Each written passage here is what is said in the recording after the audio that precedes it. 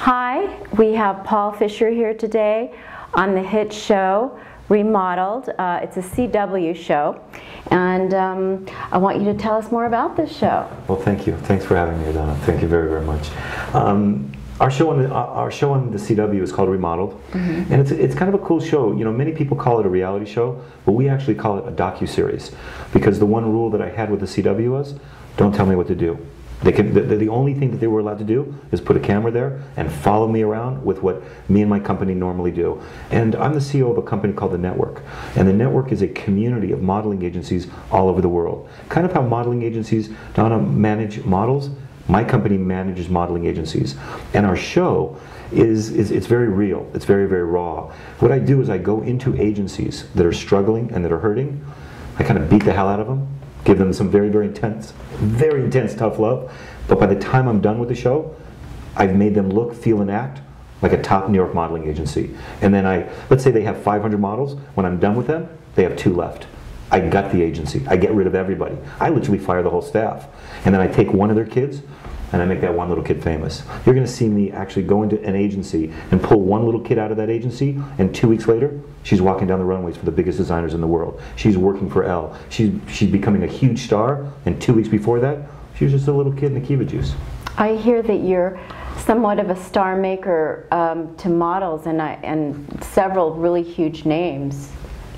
Well, I've been blessed, you know, for the last 25 years to be able to be the personal agent of people like Naomi Campbell, Stephanie Seymour, Carrie Otis, Ava Hrzykova, Carla Bruni, Monica Bellucci, Brooke Burke, Kimora Lee Simmons, Jaimin Hanasu. I mean, I can name hundreds and hundreds of kids that allowed me to take care of their careers for a couple of decades. And I just feel like I was very blessed that the universe brought me these incredible kids. People always thought that I made them famous. I actually disagree with that. I actually just think it's in the kids' DNA. Are they supposed to become famous? My job is to kind of, you know, create an environment so that's possible, and then get out of their way and allow that star to shine. Did you, when you saw the person, could you tell by something? How did you know? How did you just feel that out? That's a great question. You know, Donna, it's not an exact science. You know, and sometimes I think it's going to be this kid, and it's this kid. You know, my job, you know, many people think, you know, if Paul Fisher thinks that the kid is the bomb, the kid's going to be a star. It's actually not true. My job is to try to figure out what other people think is beautiful. What does Calvin Klein think is beautiful? What does Tommy think is beautiful? What does Donatella Versace think is beautiful? What do the people at Prada, the people at Gucci? What does Paul Marciano think is perfect for guests? And then my job is to try to get inside their head and find kids that match up with what they're thinking. It doesn't really matter what turns me on. It doesn't really matter what I think is beautiful. It matters what they think is beautiful. It's my ego that says, oh my God, I think that kid's a star, I'm going to make that kid famous. It's actually not the truth. That's just my ego kind of running away with me. My job is to figure out what do powerful people think? What do they want? What are they looking for?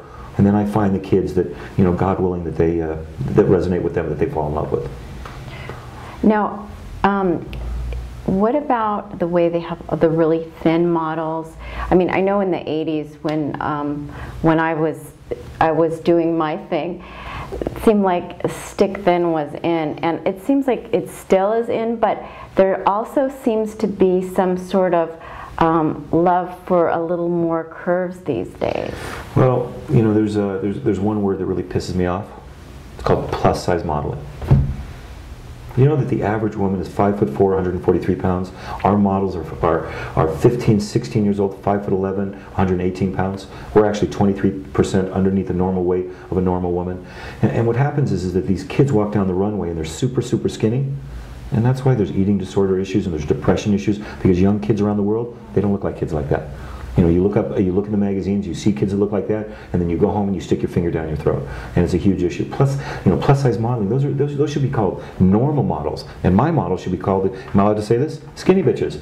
Because I don't know if I'm allowed to say that or not, Don, I'm so sorry. It's okay. But the bottom line is that our kids are wrong. We're putting out the wrong messages to the youth of today. So, you know, I support the business. You know, the reason I created the network was to try to create to try to influence the business, so our industry starts taking social responsibility for the images that we're putting out into the world. Because I believe the kind of images that we're putting out there are completely wrong, and I think that we're too concerned with the bottom line and how much bread we're making versus the actual impact that we're having on the youth of today. You know, I look at models like Cindy Crawford in her day, and she's a beautiful girl, Yes. and she actually has a nice muscular, curvy figure. So I wouldn't put her in that category. And even I think Naomi Campbell was somebody you mentored, and she had quite a nice figure too, nice bottom, you know, bottoms and all that sort of stuff. I hope and I pray, Donna, that, you know, one of my big missions of my business is to bring, I hate to say it, bring back sexy. You know, to me, healthy is the new skinny. And I hope and pray one day that you and I are sitting front row at a Versace show, or the Chanel show, or the Marc Jacobs show, or the Zac Posen show, and we're sitting there front row, and we actually watch young women walking down the runway, and they're sexy, and they're beautiful. And not this, you know, they call, you know, I hate to say it, but what we call them in our fashion industry now, we call them hangers. Oh, wow. Because the clothes hang on these bones. Yeah. And so we're not thinking about how that image is going to affect the rest of the world. We just want to make sure that the clothes hang good on the clothes, on the kid. So the clothes look cool.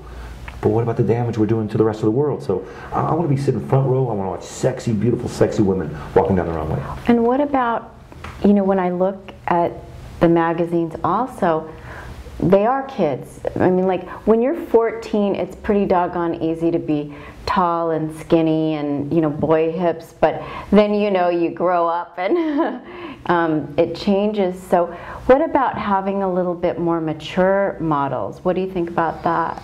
I think that there's something wrong with our industry. I think that anytime you know, it just doesn't make sense. You take a 14, 15-year-old girl and you put her in a Prada campaign. What 14 and 15-year-old girls can actually afford Prada? What's wrong with that picture? I mean, why not use a beautiful woman like you, like a beautiful, sexy woman selling the clothes, somebody that can actually buy Prada, that can actually buy Gucci? The whole thing is backwards. The whole thing is wrong. And it's all about the youth and youngness and youngness and youngness. But to me, 50 is the new 30, 30 is the new 50. You know, we're getting younger every day, you and I.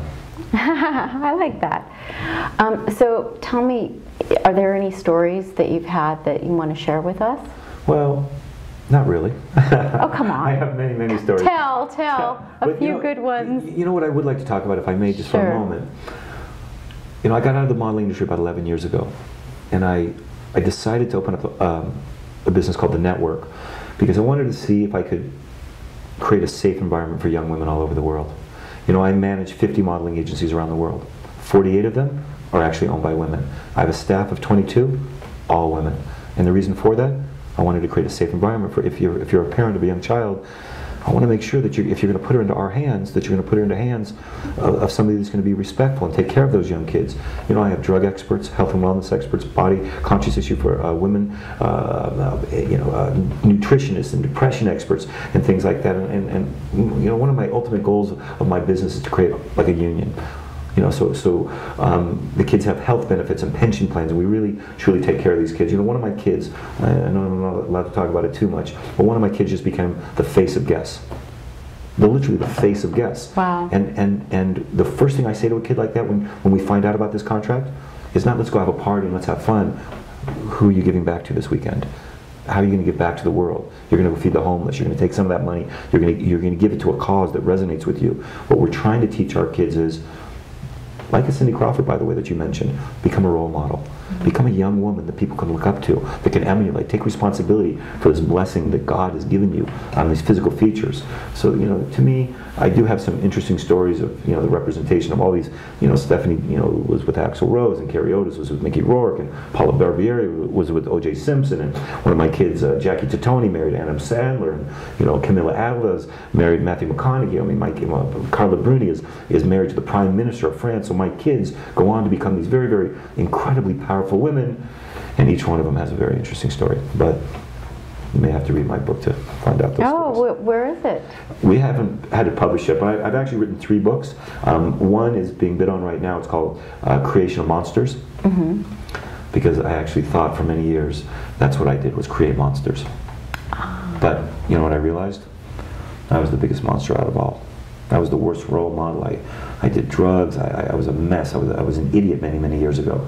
And so when I wrote that book called Creation of Monsters, I was actually talking about the kids, but when I got done writing it, I realized the biggest monster out of them all was Paul Fisher. So it was sort of a cathartic kind of thing for you. And I'm dyslexic, so I can't write. I write backwards. But I wanted to get it out. And you know, many people ask me, Donna, why did I get back into the modeling industry after 10 years? And I don't know if I've ever told anybody this, but I went back into the modeling industry to beg for forgiveness. To beg this industry and to beg the world and to beg the universe to forgive me for all the screwed up things I did, the way I treated people and the disrespectful way I treated young women.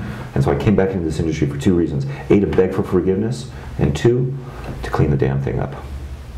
Wow. And that's what my show is all about. My show is about me being very passionate and very intense and trying very, very hard to empower agencies in small markets to become powerful, so we together as a team of agencies around the world could have a true powerful effect on the modeling industry. That's strong. And how about your other books? What are they about? My book that's my passion is Creation of Monsters, and then I wrote a book called Forbidden Fruit. And what Forbidden Fruit is all about, I know that the title, I just wanted to kind of make it a sexy title, but what Forbidden Fruit is all about, it's really everything that you've ever wanted to know about the modeling industry that you're not going to learn anywhere. Meaning, how does Paris work? How does London work? How does Milan work? But really what that book is all about is it's trying to tell kids and tell parents, don't do this. Don't get involved in the modeling industry. It's one of the hardest things that you could possibly ever imagine. I mean, you probably experienced it when you were a model. And to me, the hardest thing about the modeling industry is not the sex, it ain't the drugs, it ain't all that stuff that goes on. There's one thing that's the hardest thing to me about the modeling industry. Go on 5 castings a day, 25 castings a week, 100 castings a month, 1,200 castings a year, and have 1,199 times somebody tell you you're not good looking. Now look in the mirror and tell me what you see. It's that rejection factor. But they're not rejecting you about your political beliefs. They're not rejecting you about your religious beliefs, about your faith. They're rejecting you about your upper lip. They're rejecting you about the bridge of your nose. Yeah. And how do you fix those kind of things? So how does a young kid that's 18, 19 years old, that's living underneath a microscope, having her physical feature judged that many times a day, and now she looks in the mirror and goes, I'm beautiful? Well, no. They walk into a room and they look in the mirror and they don't think they're beautiful. And now you turn 30 years old and 40 years old, and you've lived your whole life under the microscope, people staring at you, and you don't even think you're pretty. That's a very difficult thing for a young person to deal with. You know, and unfortunately, our society is really caught up in looks and the way you are, the way you present yourself. So I think that if we all, how can I say, if we were all blind and had no opinion, then, you know, it would be great. But unfortunately in life, why do they use these young, thin models? It's because at this particular time, that's what people are attracted to. That's what some people think are beautiful. But I think it's great what you're doing. Thank you. And my question is, you know, it's an interesting question. Are we using these young kids in those kind of campaigns because that's what people are attracted to? Or are we in the fashion industry telling you what to be attracted to? That I don't know. I mean, I look at people like, for example, the Kardashians, and they've got big butts, but I kind of, it's kind of nice. I mean, here we have these girls out there, they're big girls, and they're pretty, and I think that you can be beautiful and look many different ways. It's just how it's presented. I mean, if those girls were models on the cover of something, then that's what we would perceive as beautiful. But because, you know, because they're presented in front of us, that's what we think the ideal of beauty is. That's right. And I think there are many different, in my opinion, there are many different beautiful people. They could be black, white, Asian. You know, you look at pretty much, you can look at a pretty person and say, yeah, that person's good looking. And yeah, but here's my question. It's different. Yeah, but here's my question. It's a great conversation, because if you were born in Africa, what would you think then is beautiful? Meaning your palate, what you eat, what you think is beautiful, is determined by what's programmed into your brain. If you grow up in a different country, in a different place, you could maybe look at a young girl now that's 118 pounds and go, that's gross. That woman is emaciated. That is not an attractive woman. Then you live in another place and you go, that is exactly what's perfect. So my question is, who's deciding what's beautiful and not? To me, it's being brainwashed into our brains to what turns us on and what doesn't turn us on. So to me, what the whole concept is how to get rid of that shit. How to get rid of the programming. Understand that you have been programmed. And to understand what's beautiful, you got to figure that out for yourself. But, you know, I mean, I look at you and you're beautiful. Handsome, beautiful people. But if I was born in a different place, maybe a beautiful black woman or a beautiful Asian woman, maybe that would resonate with me because of what I've been brought up to. So I think a lot of this stuff is being put into our minds to think so certain too. things. You know, you see something enough and you hear it, you say it, you see it, and then you believe it. That's right. And I think that if the media or if XYZ person puts out whatever they want to put out, then people are going to say, hey, yeah, they put it out there, it must be good. That's right. So I agree with that. That's right. You know, I tell my kids this one thing that I always preach to my kids, which is, if they don't understand that their physical trip is a blessing from God, then it'll be the one thing that haunts them for the rest of their life. They will continue to look in the mirror and not think they're attractive unless they realize this is a blessing. I've been given this amazing blessing. And if they don't treat it as a blessing, it's going to mess them up for a very, very long period of time. You know, I don't think anybody should become models. And the only reason I think somebody should become a model is only for one reason: if they can kill it, if they can become super famous and become this amazing role model and give back to the world. If they can't do that, I think they should do something else with their life. But then again, if someone wants to try, I think that should be encouraged. I mean, if they really want to try, I mean, who's this, you know, you never know. And what I say about that is that I think that they should be encouraged to try if they're wanting to do it for the right reasons. Meaning, there was a great book that came out, you know, everybody talked about this book called The Secret. Oh yes, I love The Secret. I completely believe in that. Here's where I'm going to disagree with you. We're going to arm wrestle about this one. Okay. Watch this one, okay? The Secret. It's amazing. You know, you visualize something and you see something, and if you believe in it enough, the universe will bring you that thing. Well, of course. You know, I used to sleep with my girls' Polaroids taped to my forehead because I believe, excuse me, if I could actually see them on the covers of magazines, it would take place. And so I believe that completely. But here's the one part that is missing. One big, huge part that's missing. If you want those things because you want them for selfish reasons, I believe you'll get them. And then the world will take it away from you. But if you want those things because you want those things because you want to share with the world, it'll last forever. So The Secret is missing one chapter. The last chapter, intentions. Meaning, why do you want to do something in the first place? Well, if somebody wants to become a famous model because they want to see their face on covers of a magazine and they want to make a ton of cash, yeah, maybe they're going to get that. But I believe it'll be just ripped right away from them. I want this Ferrari. God, have this Ferrari. You'll get that Ferrari. The Ferrari will be totaled. But if you want to become that famous model and you want to become that important person in the world because you want to give back to the world, that blessing, it'll last forever. And that's the one thing that The Secret is missing. Can you visualize? Can you tap into this energy and bring anything you want into your life? Absolutely. But you'll only keep it if the reason why you want it is to give back to the world. I mean, I'm not sure about that, and you could be right on that. I just think also the person that wants to be wherever it is has to want it too. I mean, it's great for you to want it for your girls, and I think that's awesome, but I think the girls have to want it, and then they have to kind of, I guess wanting it for the right reasons is good. Maybe wanting it for a challenge, and of course learning along the way. I hate to say this, but I was a different person in my teens and my 20s than I am now. So my intentions and my wants, you know, I might have thought that I wanted something for one reason and then it turns out to be something else. So I think they're too young to even know that.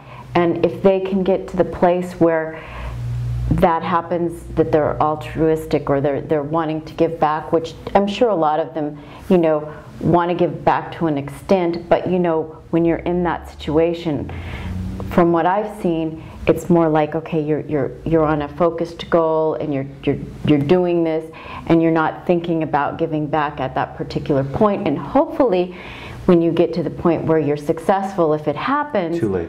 then you can give back. Too late. Too late. You know, I've been doing this for 30 years. I've booked over 3,000 covers. I've done over $150 million worth of business. I've booked the biggest campaigns in the world, and I wish I had a graph that I could show you. But I just think that girls are too young to think that way. I think it's great, and I think some people are like, you know, nice. I mean, I knew a lot of nice girls and helpful girls, but I'm not sure if most 14-year-olds, 15-year-olds, which is when they start, 13-year-olds, are that evolved to even grasp that or even experience that. That comes really with age and with things that go on in your life that aren't great, you know, the losing things, and then, you know, when they get wins, then they can feel good. And I think it's, you know, it's unrealistic to think that these girls are going to go. I mean, it's good to teach that, and you should. I mean, you should teach it, and their parents should teach it, and they should embrace that. But I believe that at that age, you know, you're not just saying, okay, you know, I'm going to give back. I mean, you can. Yeah, see, you're involved, but it's later. Like you've done your crap, basically, from what you've said, and now you're embracing, like, hey, I want to atone for what I feel like. And my only feeling about that is, and I say with all the love and humility in my heart, I don't think you're giving the kids enough credit.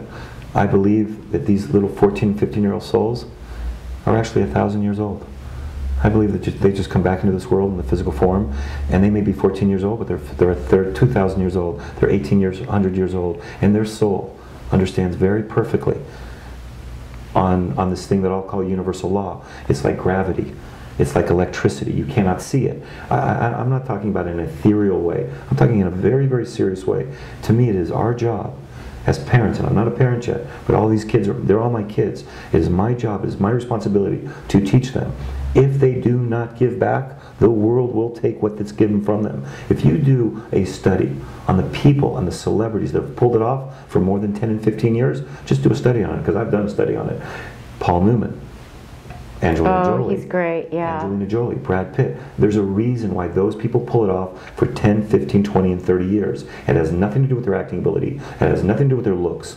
It has to do with their philanthropic trip that they give back until it's painful. I believe it is our job as older people and people who these young kids look up to teach them this thing called universal law. It's just like teaching them about gravity. It's teaching them if you do not give back, and if you do not give back until it's painful, your career will stop by the time you're 19 years old and you'll be a waitress at Starbucks.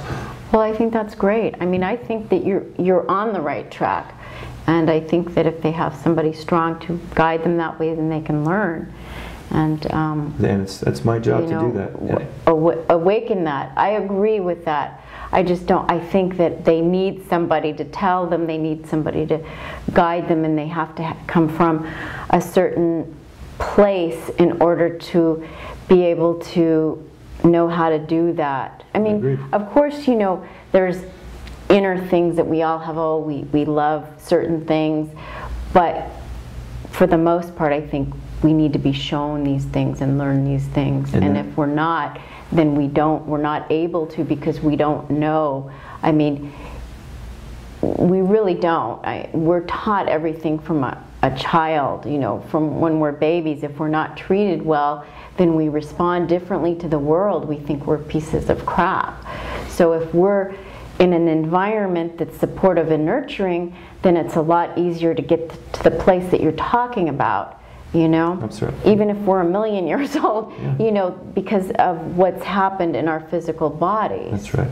See, I agree with you 1,000%. I just think that people in my position, people that take care of young people where young people look up to me, you know, it's my job to teach them and educate them about the world, not just about the world of modeling. And I can assure you, my kids that do Prada, that do Guess, that do Calvin Klein, you know, I could put cocaine in front of them, they would do it, and they would actually enjoy it. Or I can put in front of them, go feed the homeless, come with me to Africa, go on missionaries. They're going to enjoy that 1,000 times more. It's what we're putting in front of our kids. And what we're trying to put in front of our kids is, quit thinking about yourself. Be selfless. That's a share with the world until it's painful. And then we feel that if they do that, which we ask them to do, they will feel incredible and then in a tangible way, they will see the things that come back to them. And so that's the goal of the network. Really, the goal of the network is one thing. And I don't know about me. I mean, what am I going to do? Put another cover? Make another kid famous? I mean, I've done that 1,000 times. I'm creating role models. I'm creating young women that can give back to the world, that other young kids can look up to, and that's what I'm creating. I'm creating an army of role models. That's great. I like to hear that. Thank you. Beautiful. It's my, as you can see, I'm very, very passionate about it. I mean, it is the most important, besides my faith, it's the most important thing in my life, is to touch these young kids in a way where I can kind of repent for my past sins and watch these young, beautiful souls grow up and give back to the world and become very, very, very special people. When that, as that takes place, that's my true joy in my life. Not how many more covers I get, or how many millions of dollars I make kids. When a young kid goes and feeds the homeless on the weekend, then I think I've done something actually for in my life. What about your personal life? Do you own any? You said you didn't have any kids. Are you married? Do you have dogs, cats, pigs, elephants? Yeah. Well, I had this very, very beautiful girlfriend named Emily, and we got engaged a few years ago, and we were engaged for 2 years. And about 2.5 years ago, about 2 months before the wedding, she walked in and said, "It's over. Wedding dress bought, everything done." And I was very excited to get married because I had never had children. I really wanted to have children. It really kind of broke my heart very intensely. And it's been 2.5 years, and I actually haven't been on a date since. Not because I'm hurting at all, because I don't think about it anymore. It's part of my past.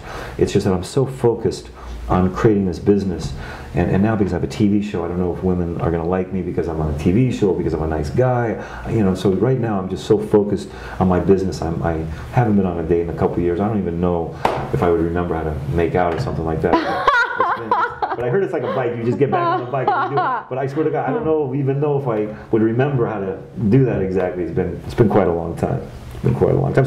So and when she left, in regards to the cats and dogs, she left and she took Shaggy and Bear, which were my 2 dogs, and so those are the things it's like I don't miss her that much, to be honest with you, but I do miss Shaggy and Bear very, very, very much. And so, but my personal life is really all about my faith, which is a place called the Kabbalah Center that actually changed my life.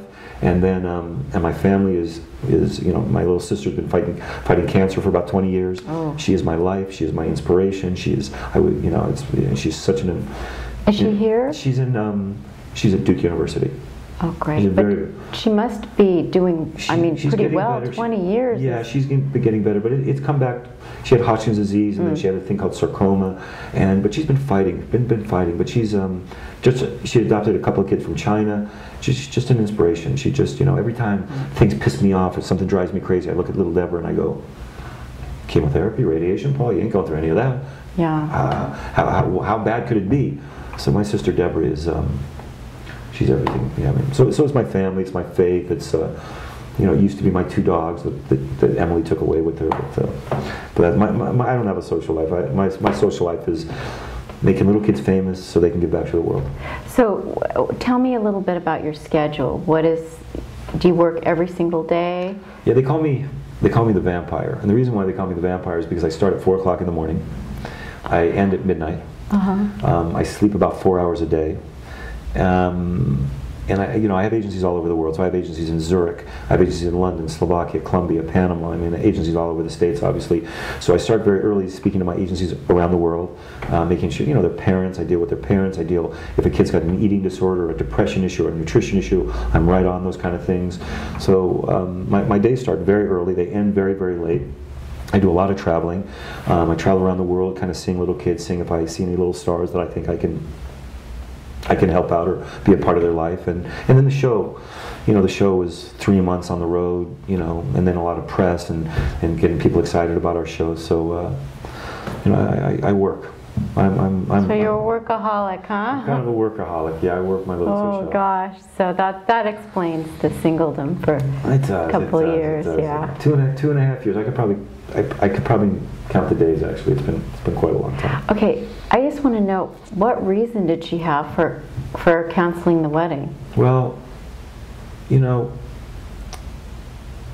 because I worked so much, and I had this dream of kind of taking over the modeling industry and kind of transforming the modeling industry, and you know, I would come home at night and I would just lock myself in my guest house and I'd work and then she'd be sleeping and we lost contact and it's my fault, it's my responsibility. I was so focused on my business, I did not give her the attention and the love that she so rightfully deserved, and I just got so submerged in my business that I forgot about Emily, and she should have left me and found somebody else and somebody that could make her happy and things like that. But I wasn't a good boyfriend. I wasn't a good guy. I wasn't unfaithful. I wasn't disloyal. I didn't do anything. I wasn't disrespectful in any kind of a way. But I wouldn't have wanted to hang out with me. I get it. Oh well. For sure. But on to this positive. Where do you see yourself, say, in the next 5 years? Where would you like to be? You know, that's a great question, Donna. You know, I have this women's run organization with out of my 50 agencies, like I said, 48 are owned by women. My staff is all women. I want to walk away. I want this to be a fully women's run organization.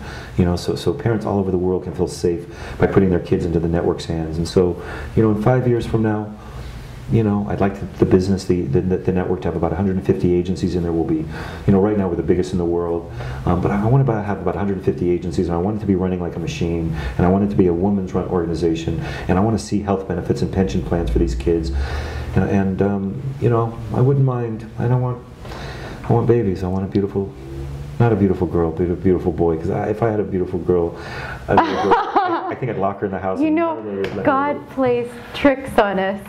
So who knows what you're going to have? But I want kids. I want to teach them the faith that I believe in so much. I study a martial arts called Krav Maga. I want to take a little boy and I want to teach him how to fight, and I want to just be there for my kids and teach them these things that I know, and then learn so much about them. Learn about loving something much more than myself. And so I'm sure that young soul will teach me much more than I could ever teach them. Oh, believe me, kids they're a handful, and they'll turn you upside down. Yeah, well, I want to be turned upside down. That's nice. I'm really looking forward to it. You know, my models are my kids. You know, I would take a bullet for them. I cry when they get big campaigns. You know, if they don't go to school, or if they drop out of school, and I don't know what it is, to be honest with you, Don. I've got this thing in me that I feel so much. I feel their pain, I feel their excitement, and when they do great, I don't know what it is, but I mean, literally, I'll sit at a front row at a fashion show, and I'll watch my kids walking down the runway.